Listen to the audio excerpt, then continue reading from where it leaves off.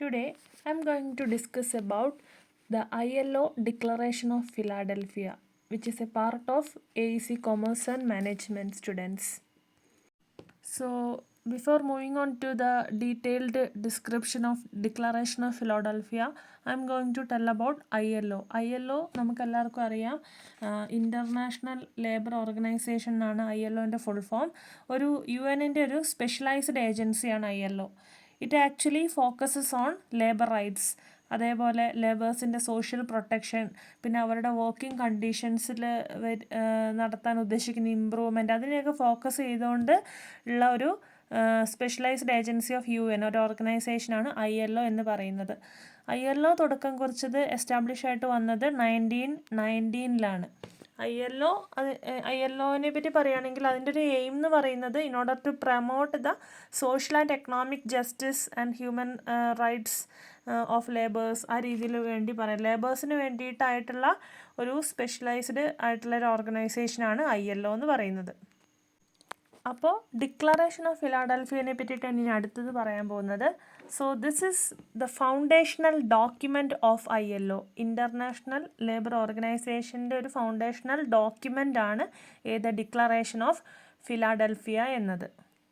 So ഈ ഒരു document കൊണ്ടുവന്നത്, അഡോപ്റ്റ് ചെയ്ത ഇയർ എന്ന് പറയുന്നത് 1944. So this actually tells about ILO's purposes, principles, objectives. നേരത്തെ ഉണ്ടായിരുന്നു, പക്ഷെ അതൊക്കെ ഒന്ന് റീസ്റ്റേറ്റ് ചെയ്യാണ് ഈ ഡോക്യുമെൻറ്റിലൂടെ. So restated the objectives of ILO. അപ്പോൾ ILOയിൽ അവർ ഉദ്ദേശിക്കുന്ന ഒബ്ജക്റ്റീവ്സ് ഒക്കെ ഒന്നും കൂടെ ഒരു ഡോക്യുമെൻറ്റിലൂടെ പറയുകയാണ്. പിന്നെ അതിന് 2 ബ്രാഞ്ചസ് ആയിട്ട് ഇതിനകത്ത് പറയുന്നുണ്ട്, ഫോക്കസ് ചെയ്യുന്നത്. ഒന്നെന്ന് പറയുന്നത് centrality of human rights to social policy, അതായത് മനുഷ്യാവകാശ ലംഘനങ്ങൾ എവിടെയെങ്കിലും നടക്കുന്നുണ്ടെങ്കിൽ അതിനെതിരെ ഒന്നിച്ച് പോരാടുക, ഹ്യൂമൻ റൈറ്റ്സിന് സെൻട്രൽ ചെയ്തിട്ടാണ് ഒന്ന്. രണ്ടാമതെന്ന് പറയുന്നത് എക്കണോമിക് പ്ലാനിങ് ആണ്. എക്കണോമിക് പ്ലാൻ ഉണ്ടെങ്കിൽ മാത്രമാണ് ഒരു എക്കണോമിക് സ്റ്റെബിലിറ്റി നമുക്ക് മുമ്പിൽ കാണാനായിട്ട് സാധിക്കുകയുള്ളൂ. It also enables a countries to work together. അതേപോലെ എന്തെങ്കിലും ഒരു ചലഞ്ച് വരുന്ന സമയത്ത് ഒരു ഇൻ്റർനാഷണൽ ഹെൽപ്പ്, അതേപോലത്തെ കുറേ കാര്യങ്ങളാണ് ഇതും കൊണ്ട് ഉദ്ദേശിക്കുന്നത്. ഡിക്ലറേഷൻ്റെ ബിഗിനിങ് നോട്ട് എങ്ങനെയാണ്? Declaration concerning the AIIMS and purposes of international labour organisation. അപ്പോൾ താഴെ പറയുന്ന ഈ ഡിക്ലറേഷനിൽ ILOൻ്റെ എയിംസ് ആൻഡ് പർപ്പസസ് ഒന്നും കൂടെ സ്റ്റേറ്റ് ചെയ്യുകയാണെന്നാണ് പറയുന്നത്. അപ്പോൾ ഇതൊരു ജനറൽ കോൺഫറൻസിൽ വെച്ചിട്ടാണ് ഇത് പ്രഖ്യാപിക്കുന്നത്. The general conference of international labour organisation, ILOൻ്റെ ഈ ഒരു ജനറൽ കോൺഫറൻസ് ഫിലാഡൽഫിയയിൽ വെച്ചിട്ടാണ് നടക്കുന്നത്. 26th സെഷനാണത്. ആ 26th സെഷനിൽ വെച്ചിട്ടാണ് ഈ ഒരു പ്രഖ്യാപനം നടത്തുന്നത്. Hereby adopts this 10th day of May 10th. ഏത് ഇയറാണ്? 1944 ദ പ്രസൻറ്റ് ഡിക്ലറേഷൻ ആണ്. ഈ പ്രഖ്യാപനം ഒന്നും കൂടെ റീസ്റ്റേറ്റ് ചെയ്യുകയാണെന്നാണ് പറയുന്നത്. AIIMS and purposes of ILO. The present declaration aims to declare the aims and purposes of ILO. അതുപോലെ തന്നെ അവരുടെ പ്രിൻസിപ്പിൾസും ഇനി ഫ്യൂച്ചറിലേക്കുള്ള കുറേ കാര്യങ്ങളും പോളിസീസ് ഓഫ് വേരിയസ് മെമ്പേഴ്സ്, അതൊക്കെയാണ് ഇതിലൂടെ പ്രഖ്യാപിക്കുന്നത്. The conference reaffirms the fundamental principles on which organization is based and particular that. അപ്പോൾ ഈ ഒരു കോൺഫറൻസിൽ വെച്ചിട്ട് അവരുടെ കുറേ ഫണ്ടമെൻ്റൽ പ്രിൻസിപ്പിൾസ് ഒന്നും കൂടെ ഒന്ന് എടുത്തു പറയുകയാണ് ചെയ്തത്. ആദ്യത്തേതെന്ന് പറഞ്ഞു കഴിഞ്ഞാൽ മെയിനാണ് labour is not a commodity. അതായത് labour is not a commodity എന്ന് പറയുന്നത് ILOൻ്റെ ഒരു മെയിൻ ഫണ്ടമെൻ്റൽ പ്രിൻസിപ്പിളാണ്. Core concept of labour rights. അത് എന്താ ഉദ്ദേശിക്കുന്നതെന്ന് വെച്ച് കഴിഞ്ഞാൽ workers should not be treated as mere goods or services to be bought and sold. അതായത് ചരക്ക് അങ്ങോട്ടും ഇങ്ങോട്ടും വാങ്ങുക, വിൽപ്പന, അതുപോലെ ഒരിക്കലും ഈ ലേബേഴ്സിനെ കാണരുത്. നേരെ മറിച്ച് അവരെ ഒരു ഹ്യൂമൻ ബീങ്സ് എന്ന രീതിയിൽ അതിൻ്റേതായിട്ടുള്ള ഒരു ഡിഗ്നിറ്റി, റൈറ്റ്സ് എല്ലാം അവർക്കും കിട്ടണം. അവർ ഹ്യൂമൻ ബീങ്സ് ആണ്, ആ ഒരു കൺസിഡറേഷൻ എല്ലാവരും കൊടുക്കണം. ഇതിൽ തന്നെ ഉദ്ദേശിക്കുന്നത് അവർക്ക് നല്ല വേതനം കൊടുക്കുക, അതേപോലെ അവരെ പ്രൊട്ടക്റ്റ് ചെയ്യുക പല എക്സ്പ്ലോയിറ്റേഷൻസിൽ നിന്നും അബ്യൂസിൽ നിന്നും. അതായത് എവിടെയും ഒരു ഡിസ്ക്രിമിനേഷൻ അതൊന്നും തന്നെ പാടില്ല. അതൊക്കെ ഇതിൽ ഉൾപ്പെടുന്നുണ്ട്. അടുത്തതായിട്ട് പറയുന്നത് ഫ്രീഡം ഓഫ് എക്സ്പ്രഷൻ ആൻഡ് അസോസിയേഷനാണ്. അത് നമുക്കറിയാം, എന്തും എവിടെയും പറയാനും അവരുടെ അഭിപ്രായങ്ങൾ രേഖപ്പെടുത്താനും, അതായത് freedom to form an association. എന്തെങ്കിലും ഒരു കുറവുകൾ ആർക്കെങ്കിലും ഒക്കെ പോരാ എവിടെന്നെങ്കിലും തടസ്സങ്ങളൊക്കെ അനുഭവിച്ചു കഴിഞ്ഞാൽ ഒരു യൂണിയനൊക്കെ ഫോം ചെയ്യാനും അതിനൊക്കെയുള്ള ഒരു ഫ്രീഡം അവർക്കും വേണം. അതാണ് രണ്ടാമത്തത്. മൂന്നാമത്തത് പറയുന്നത് poverty anywhere constitutes a danger to prosperity everywhere. അതായത് പോവേർട്ടി ഇല്ലാതാക്കുക, അതായത് അവർക്ക് വേതനം വർദ്ധിപ്പിച്ചു കൊടുക്കുക. അങ്ങനെയാണെങ്കിൽ മാത്രമാണ് ഒരു കുടുംബത്തിന് ആവശ്യമായിട്ടുള്ള ഒരു ദിവസത്തെ വേതനം അവർക്ക് അനുവദിച്ചു കൊടുക്കുക. തീരെ കുറഞ്ഞ വേതനം ഒരിക്കലും അവർക്ക് കൊടുക്കരുത്. അതായത് കൂടുതൽ പണിയെടുപ്പിച്ചിട്ട് കുറഞ്ഞ വേതനം എന്നുള്ളതൊക്കെ മാറ്റുക. അതാണ് അവർ ആവശ്യപ്പെടുന്നത്. പിന്നെ അടുത്തത് പറയുന്നത് the war against want requires to be carried on with unrelenting vigour within each nation and by continuous and concerted international effort in which the representatives of the workers, employers enjoying equal status with those of government, join with them in free discussion and democratic decision with the view to the promotion of common welfare. അതേപോലെ ഇതെന്താ ഉദ്ദേശിക്കുന്നതെന്ന് വെച്ച് കഴിഞ്ഞാൽ ഇല്ലായ്മയ്ക്കെതിരായ യുദ്ധം ഓരോ സ്ഥലത്തും നടത്തേണ്ടതുണ്ട്. എവിടെയൊക്കെയാണോ ഇല്ലായ്മയുള്ളത് അപ്പോൾ ഉടനെ പ്രതികരിക്കണം. അതിനുള്ളൊരു മനോഭാവം ആൾക്കാർക്കിടയിൽ ഉണ്ടാക്കിയെടുക്കുക. പിന്നെ അതിനകത്ത് പറയുന്നത് എന്താണെന്ന് വെച്ച് കഴിഞ്ഞാൽ തൊഴിലാളികളുടെയും ഉടമകളുടെയും ആ ഒരു ഗ്യാപ്പ് മാറ്റുക. അതായത് തൊഴിലാളി ഉടമ എന്ന് പറയുമ്പോൾ ഒരു ബിഗ് ഗ്യാപ്പ് അതിൽ തന്നെ ഉണ്ട്, അതില്ലാണ്ടാക്കുക. അവരുടെ ഇപ്പോൾ തൊഴിലാളികളുടെ ഒരു റെപ്രസെൻറ്റേറ്റീവ് 2 പേരാണെങ്കിൽ അതേപോലെ ഉടമകളുടെ റെപ്രസെൻറ്റേറ്റീവ്സ് പിന്നെ സർക്കാരിൻ്റെ ആൾക്കാർ ഇവരെല്ലാവരും കൂടെ ഒരു സ്വതന്ത്ര ചർച്ചയിൽ ഏർപ്പെടാൻ പറ്റുന്ന ഒരു സമയം വേണമെന്നാണ് പറയുന്നത്. അങ്ങനെ നടക്കുന്നില്ല. ഉടമകൾ തീരുമാനിക്കും എന്താണ് തൊഴിലാളികൾ ചെയ്യേണ്ടത്. അങ്ങനെ ആയിരിക്കരുത്. അതായത് ഈ തൊഴിലാളികൾക്കും ഒരു ഈക്വൽ സ്റ്റാറ്റസ് ഉടമകളോടൊപ്പം തന്നെ ഉണ്ടെങ്കിൽ മാത്രമാണ് ഈ ഒരു ഓപ്പൺ ഡിസ്കഷൻ അവിടെ നടക്കുകയുള്ളൂ. അതേപോലെ പിന്നെ അതിനകത്ത് പറയുന്നത് പ്രൊമോഷൻ ഓഫ് കോമൺ വെൽഫെയർ, അതായത് പൊതുക്ഷേമ ഉന്നമനത്തിന് വേണ്ടിയിട്ട് എല്ലാവരും കൂട്ടായി പ്രവർത്തിക്കുക.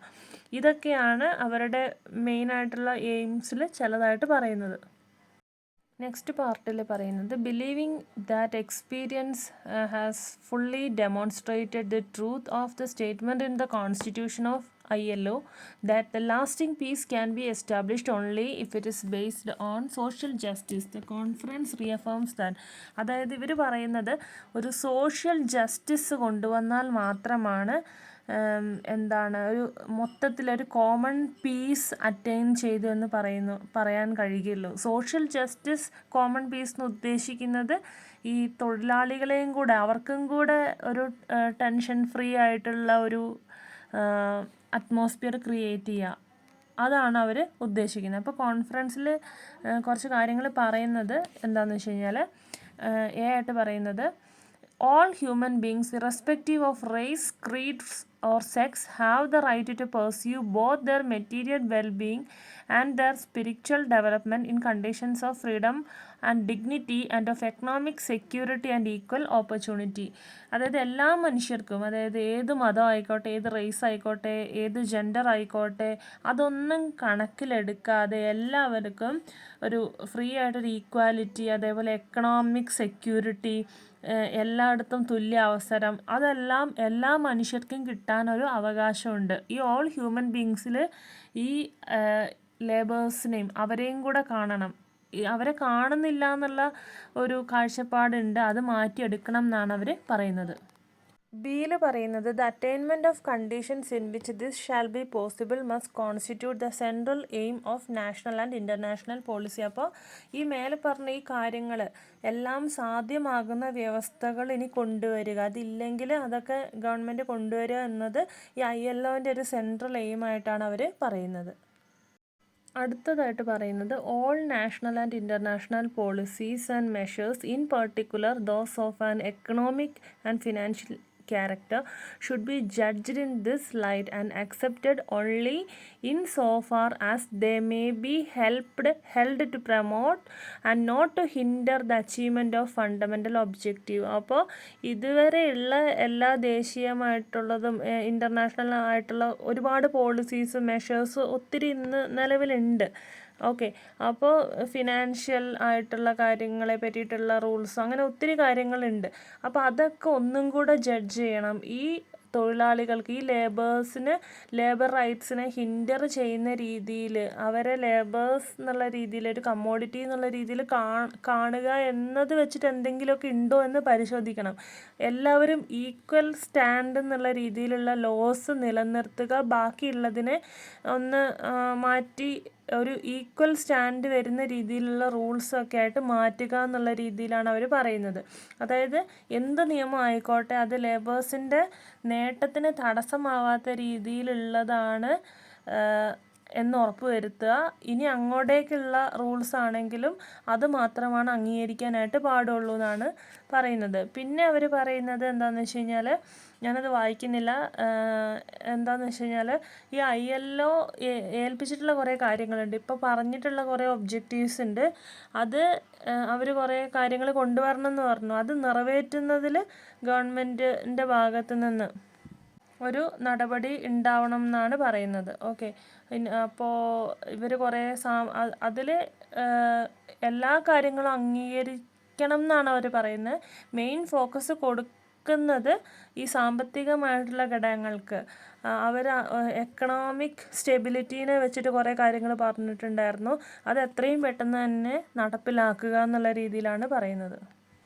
അടുത്തായിട്ട് പറയുന്നത്, the conference recognises a solemn obligation of the ILO to further among the nations of world programmes which will achieve. അതായത് മെയിനായിട്ട് ഇവിടെ ഉദ്ദേശിക്കുന്നത് എന്താണെന്ന് വെച്ചാൽ ലോകരാജ്യങ്ങൾ, അതായത് എല്ലാ രാജ്യങ്ങളിലും കൊണ്ടുവരേണ്ട കുറേ കാര്യങ്ങളെ പറ്റിയിട്ടാണ് പറയുന്നത്. അത് ഏതാണെന്ന് വെച്ച് കഴിഞ്ഞാൽ, ഒന്നാമത്തത് full employment and raising standards of living, അതായത് എല്ലാവർക്കും സമ്പൂർണ്ണ തൊഴിൽ ഉറപ്പുവരുത്തുക, അതാണ് ഒന്നാമത് പറയുന്നത്. രണ്ടാമത് employment of workers in the occupations in which they can have the satisfaction giving the fullest measure of skill and attainments and making their greatest contribution to the common well-being. അതായത് അവരുടെ നേട്ടത്തിന് സഹായകമാകുന്ന രീതിയിലുള്ള തൊഴിലുകൾ. പിന്നെ അതേപോലെ അവരുടെ ഒരു സാറ്റിസ്ഫാക്ഷൻ, അവർക്ക് ഫുള്ളി സാറ്റിസ്ഫൈഡ് ആയിട്ട് ജോലി ചെയ്യാനും അവരുടെ സ്കില്ല്, കഴിവുകൾ എന്താണോ ആ ഒരു മേഖലയിൽ തന്നെ ജോലി ചെയ്യാനും, അതേപോലെ മൊത്തത്തിലൊരു പൊതുക്ഷേമത്തിന് അവരുടെ ഒരു കോൺട്രിബ്യൂഷൻ കിട്ടാവുന്ന രീതിയിലുള്ള തൊഴിലുകൾ ഒക്കെ കൊണ്ടുവരിക, അതാണ് രണ്ടാമത് ഉദ്ദേശിക്കുന്നത്. പിന്നെ മൂന്നാമത് ഉദ്ദേശിക്കുന്നത് ജോബ് ഗ്യാരണ്ടി, അതായത് അവർക്ക് അവരുടെ ജോലി ഇന്നോ നാളെയോ നഷ്ടപ്പെടില്ല എന്നുള്ളൊരു ഉറപ്പ്, അതാണ് വേണ്ടത് മെയിനായിട്ടും. അതേപോലെ അവർ ഏത് മേഖലയിലാണോ ജോലി ചെയ്യുന്നത് അവിടെ അവരുടെ ആ ജോലിയിൽ അവർക്കൊരു നൈപുണ്യമുണ്ട്, അതിനെ ഡെവലപ്പ് ചെയ്യാനുള്ള ട്രെയിനിങ് പ്രോഗ്രാംസൊക്കെ വേണം. അതേപോലെ അവരുടെ ഒരു ആവശ്യം അനുസരിച്ച് അവർക്ക് ഒരു മാറ്റം, വേറൊരു സ്ഥലത്തേക്ക് അവർക്ക് പോകാൻ താല്പര്യമുണ്ടെങ്കിൽ അങ്ങോട്ടേക്ക് മൈഗ്രേറ്റ് ചെയ്ത് അവിടെ അവർക്ക് സെറ്റിൽ ചെയ്യാനും ജോലി എടുക്കാനും അങ്ങനെയൊക്കെയുള്ള ഒരുപാട് കാര്യങ്ങൾ മൊത്തത്തിൽ കൊണ്ടുവരണം. ലോകരാഷ്ട്രങ്ങൾ ഈ മൊത്തത്തിലൊരു പോളിസി ആയിട്ട് ഇത് കൊണ്ടുവരണം എന്ന് ആണ് പറയുന്നത്. അടുത്തത് പറയുന്നത് policies in regarding to wages, അതായത് വേജ് കുറച്ച് കൂട്ടിക്കൊടുക്കണം. പിന്നെ അവറിൻ്റെ ബേസിൽ, അതായത് ഒരു ഫിക്സ്ഡ് ആയിട്ടൊരു അത്യാവശ്യം നല്ലൊരു സാലറി, ഒരു ഡെയിലി വേജ് ആണെങ്കിൽ ഒരു ദിവസം ഒരു കുടുംബത്തിലെ എല്ലാവർക്കും സാറ്റിസ്ഫൈഡ് ആയിട്ട് ഫുഡൊക്കെ വാങ്ങാനും ഭാവിയിലേക്ക് കരുതി വെക്കാനും ഒക്കെ പറ്റുന്ന രീതിയിലൊരു വേജ് ആയിരിക്കണം അവർക്ക് കൊടുക്കേണ്ടത്. അതേപോലെ അവർ എന്ന് പറയുന്നത് ഒരുപാട് സമയം മാക്സിമം യൂട്ടിലൈസേഷൻ ഒഴിവാക്കുക, ഹ്യൂമൻ ബീയിങ് എന്നുള്ളൊരു കൺസിഡറേഷൻ കൊടുത്ത് ഇത്ര സമയം വരെ ജോലി. അതേപോലെ ഈ സ്ത്രീകൾക്ക് ഇത്ര, പുരുഷന്മാർക്ക് ഇത്ര വേജ്, അതൊഴിവാക്കി ഈക്വലായിട്ട് കൊടുക്കുക. ആരാണോ വർക്ക് ചെയ്യുന്നത് അവർ ചെയ്ത വർക്കിന് കാൽക്കുലേറ്റ് ചെയ്ത് ഇന്നങ്ങനെയാണ്, അതായത് കറക്റ്റ് ഇത്ര ടൈമാണ് നിങ്ങൾ എടുത്തിട്ടുള്ളൂ. അതുകൊണ്ട് എന്താണ് അവർക്ക് എന്ത് അസുഖമാണെങ്കിലും അതൊന്നും കൺസിഡർ ചെയ്യേണ്ട, അതൊക്കെ മാറ്റണം. അങ്ങനെയൊക്കെ ഇന്ന് ഉണ്ട് എന്നല്ല, അങ്ങനെയൊക്കെ ഉണ്ടായിരുന്നു. അതൊക്കെ കുറേയൊക്കെ ഇമ്പ്രൂവ് ആയിട്ടുണ്ട്. അപ്പോൾ അതിനൊക്കെ ഇനിയും ചേഞ്ചസ് വരണം എന്നാണ് പറയുന്നത്. നെക്സ്റ്റ് പറയുന്നത് the effective recognition of the right of the collective bargaining. അതായത് ഈ ലേബേഴ്സ് കുറേ കാലമായിട്ട് കളക്റ്റീവായിട്ട് അവർ പേശിക്കൊണ്ടിരിക്കുകയാണ്, അവരുടെ വേതനം വർദ്ധിപ്പിച്ചു കൊടുക്കുക, അതൊക്കെ ഒന്ന് കൺസിഡർ ചെയ്യുക എന്നാണ് പറയുന്നത്. ദ കോപ്പറേഷൻ ഓഫ് മാനേജ്മെൻറ്റ്, അതായത് ഉടമകൾ ഞങ്ങളുടെ ആവശ്യം എന്താണ് അത് കേൾക്കാൻ തയ്യാറാകുക, ഞങ്ങളുടെ ആവശ്യങ്ങൾ അംഗീകരിക്കുക. And labour in continuous improvement of productive efficiency, അതായത് ഞങ്ങളുടെ തൊഴിൽ ചെയ്യുന്നിടത്തെ നിലവാരം അത് ഇമ്പ്രൂവ് ചെയ്യുക. And collaboration of workers and employers in the preparation and application of social and economic measures. അതായത് നേരത്തെ പറഞ്ഞ പോലെ തൊഴിലാളികൾക്കിടയിലെ റെപ്രസെൻറ്റേറ്റീവ്സ് ഞങ്ങളോടൊപ്പം നിൽക്കാനായിട്ട് ഉടമകൾ തയ്യാറാകുക. അതായത് എന്താണ് ഞങ്ങൾ വേജസിൻ്റെ കാര്യമാണെങ്കിലും ഫുഡിൻ്റെ കാര്യമാണെങ്കിലും എന്തും നിങ്ങളോട് ഓപ്പണായിട്ട് പറയാനൊരു അറ്റ്മോസ്ഫിയർ അവിടെ ഒരുക്കുക എന്നാണ് പറയുന്നത്. അടുത്തത് the extension of social security measures to provide basic income to all in need of such protection and comprehensive medical care. പിന്നെയെന്ന് പറഞ്ഞാൽ സെക്യൂരിറ്റീനെ ബേസ് ചെയ്തുകൊണ്ടാണ് അവർ താമസിക്കുന്ന ഇടത്താണെങ്കിലും അവർക്ക് നാളെ എന്നുള്ളത് ധൈര്യത്തോട് കൂടിയിട്ട് അവർക്ക് ഒരു ഉറപ്പ്, അതായത് നാളെ നമ്മളിതേപോലെ സന്തോഷവാന്മാരായിരിക്കും, അതായത് അവരുടെ ഒരു ഹാപ്പി സ്റ്റേറ്റിന് ഇമ്പോർട്ടൻസ് കൊടുക്കുന്ന കാര്യങ്ങളൊക്കെ കൊണ്ടുവരിക. അതിന് മെയിനായിട്ട് വേണ്ടത് അവർക്കുള്ള വേജസ് വർദ്ധിപ്പിച്ച് കൊടുക്കുക എന്നുള്ളതാണ്. അതേപോലെ അവർക്കുള്ള പ്രൊട്ടക്ഷൻ ഉറപ്പുവരുത്തുക, മെഡിക്കൽ കെയർ, മെഡിക്കൽ അലവൻസുകൾ, അങ്ങനത്തെ കുറേ കാര്യങ്ങളൊക്കെ കൊണ്ടുവരിക. അടുത്തത് പറയുന്നത് adequate protection four life and health of workers in all occupations. ഇവിടെ പറയുന്നത് അവരുടെ ഒരു ലൈഫിനൊരു ടോട്ടൽ സെക്യൂരിറ്റി പ്രൊട്ടക്ഷൻ ഉറപ്പ് വരുത്തുക എന്നുള്ളതും അവർക്ക് അവരുടെ ഹെൽത്ത് കൺസിഡർ ചെയ്യുന്ന രീതിയിലും പെട്ടെന്ന് ഒരു അസുഖം വന്നു കഴിഞ്ഞാൽ അവർ പൈസ എവിടെ നിന്നാണ് കണ്ടെത്തുക എന്നുള്ള ഒരു ഇതിൽ ഇരിക്കാതെ അതിനുള്ള ഒരു സോഴ്സ് പ്രൊവൈഡ് ചെയ്യുക. പല രീതിയിലുള്ള ഇൻഷുറൻസൊക്കെ പോലത്തെയുള്ള കാര്യങ്ങളൊക്കെ ഞങ്ങൾക്കും അനുവദിക്കുക എന്നാണ് അവർ ആവശ്യപ്പെടുന്നത്. അടുത്തത് provision for child welfare and maternity protection. അതായത് കുട്ടികൾക്കാണെങ്കിലും കുട്ടികളുടെ ഒരു സുരക്ഷ, അവരുടെ വിദ്യാഭ്യാസം അതിനെ മുന്നിൽ കണ്ടുകൊണ്ടുള്ള നയങ്ങൾ കൊണ്ടുവരിക. അതേപോലെ മെറ്റേണിറ്റി പ്രൊട്ടക്ഷൻ, ഒരു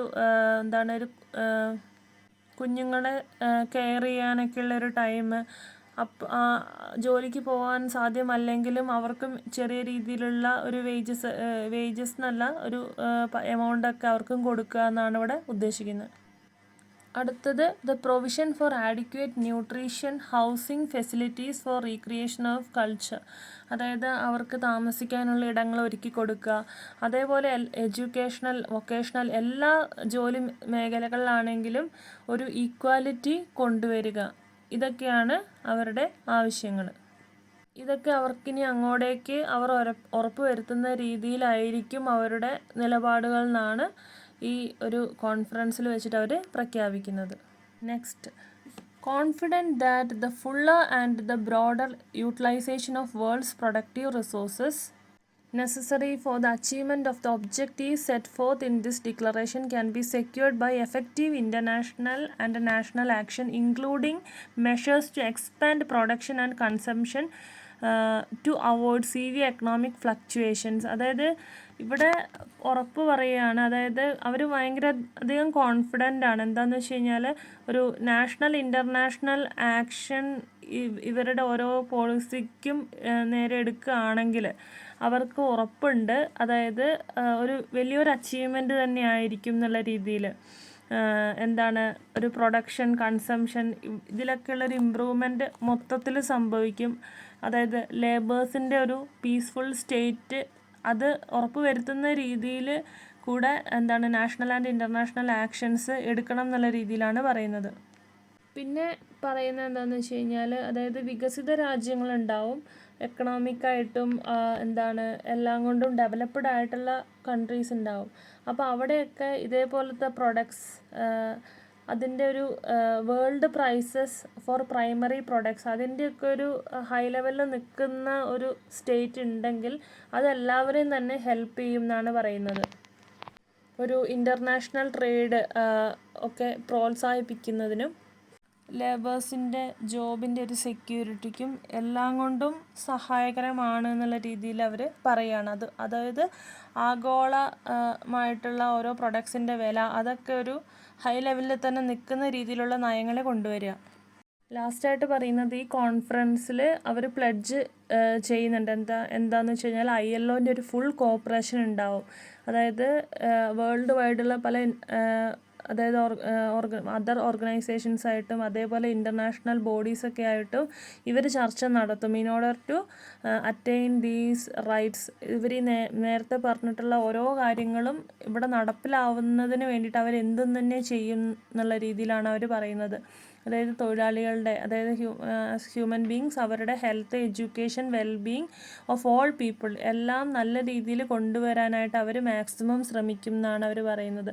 the conference affirms that the principles set forth in this declaration are fully applicable to all people. ഇത് തൊഴിലാളികൾക്ക് വേണ്ടി മാത്രമല്ല ഓരോ ജനങ്ങൾക്കും എവിടെയൊക്കെ അവകാശങ്ങൾ നിഷേധിക്കപ്പെടുന്നുണ്ടോ, എവിടെയൊക്കെ അവർ ഡിസ്ക്രിമിനേഷൻ ഫേസ് ചെയ്യുന്നുണ്ടോ അവർക്കൊക്കെ വേണ്ടിയിട്ടുള്ള ഒരു റേജ് ആയിട്ടാണ് അവർ പറയുന്നത്. ഒരു ഹോൾ പ്രോഗ്രസ് അവർ മുന്നിൽ കണ്ടുകൊണ്ട് അവർ പ്രവർത്തിക്കും എന്നുള്ള രീതിയിൽ ആണ് അവർ ഈ കോൺഫറൻസിൽ ഈ ഒരു പ്ലെഡ്ജ് നടത്തുന്നത് അവിടെ.